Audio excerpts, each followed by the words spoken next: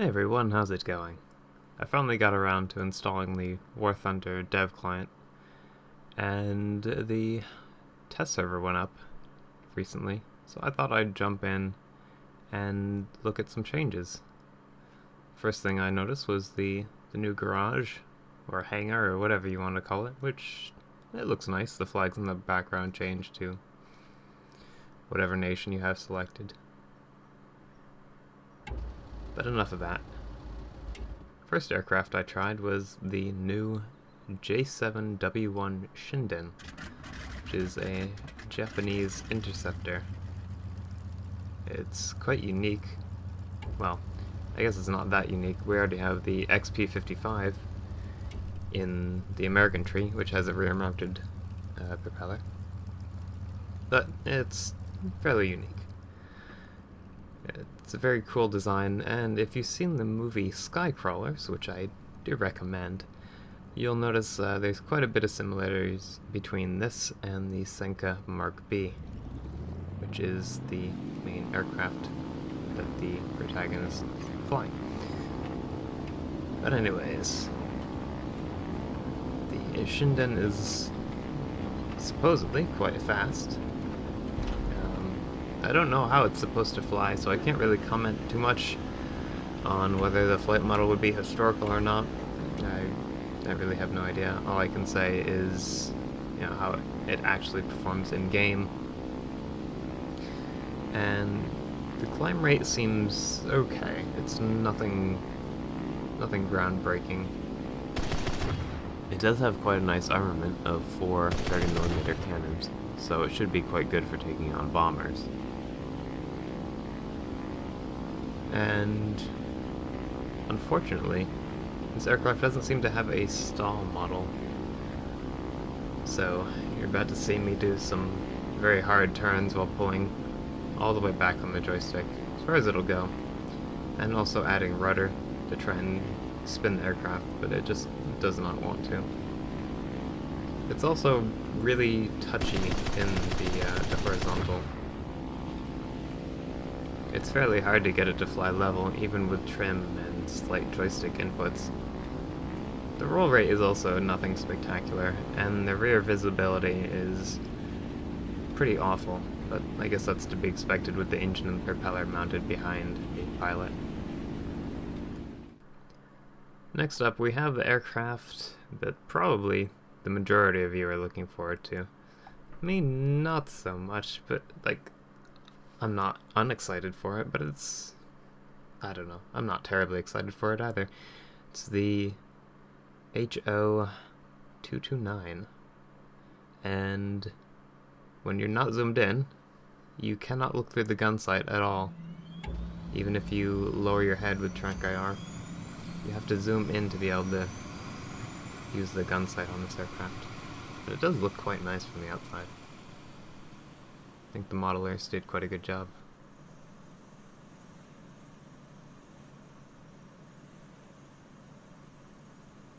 And here you can see me trying to look through the gun sight, and it just does not work until I zoom in. So it might be a little awkward to use. And I had a bit of a time trying to take off with this aircraft, as you're about to see.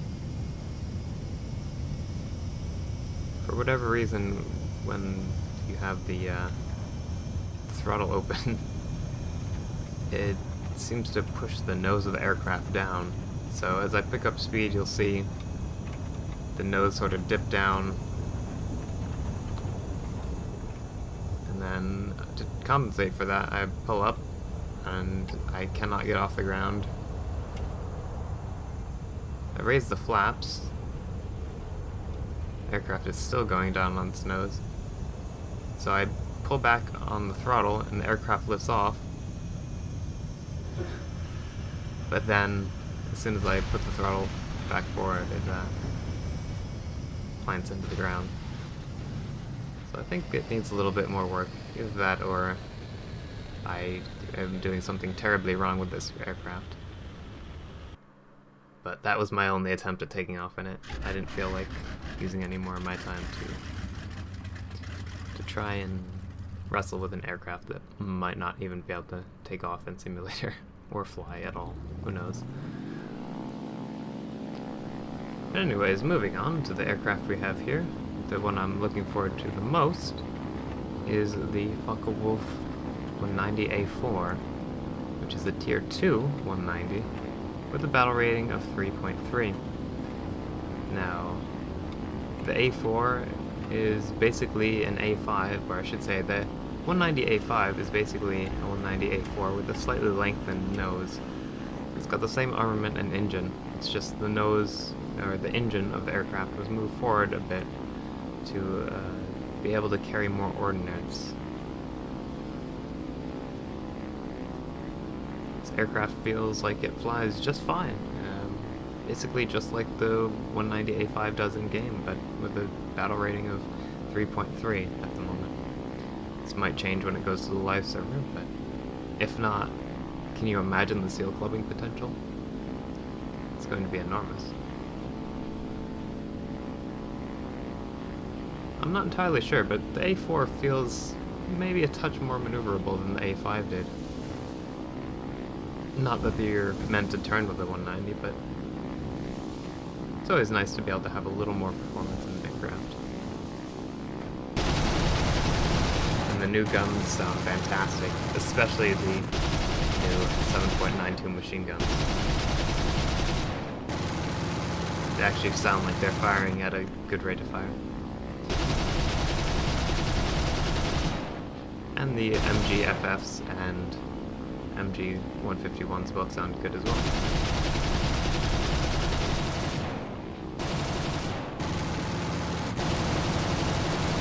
So my hat's off to the Gaijin sound department for the new gun sounds.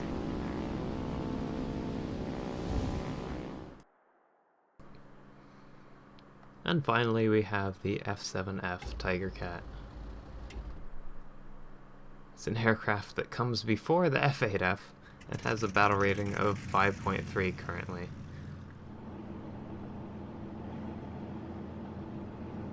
As well as terrible rear visibility, but it is extremely fast and has a hard-hitting armament of 450 cals and 420 millimeters. Just watch how fast it accelerates on the runway. Oh my god, this thing's going to be redonkulous if it stays at battle rating of 5.3. I should also note that this aircraft does not have a stall model currently.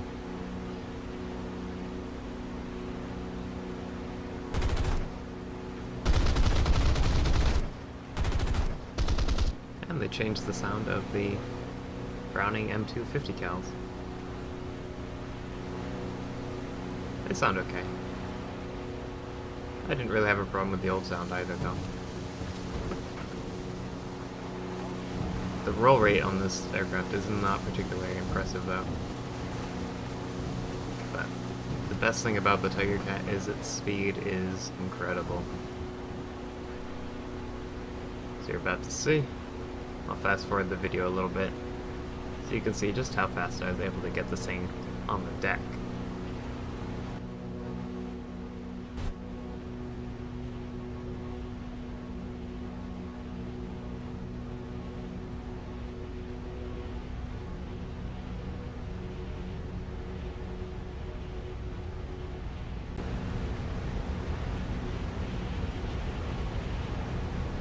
And in just a few seconds, I'm about to hit 400 miles per hour right at sea level. That is insane. And I've heard that you can get it even faster than this. So yeah, this is going to be one interesting aircraft when it goes to live. I hope the devs raise its battle rating quite a bit. I mean, I think even at 6.3 it would be too good. But I guess we'll just have to wait and see. Anyways, guys, I hope you enjoyed this little preview here. Sorry I didn't go too much in depth into any of the aircraft. But to be honest, I really don't know how any of them, other than the 190A4, should really perform. They're all kind of, you know, outside of the general aircraft that were used during the Second World War. So they're a bit beyond my knowledge. Anyways, guys, I hope you enjoyed the video, and maybe I'll catch you next time. Until then, happy hunting.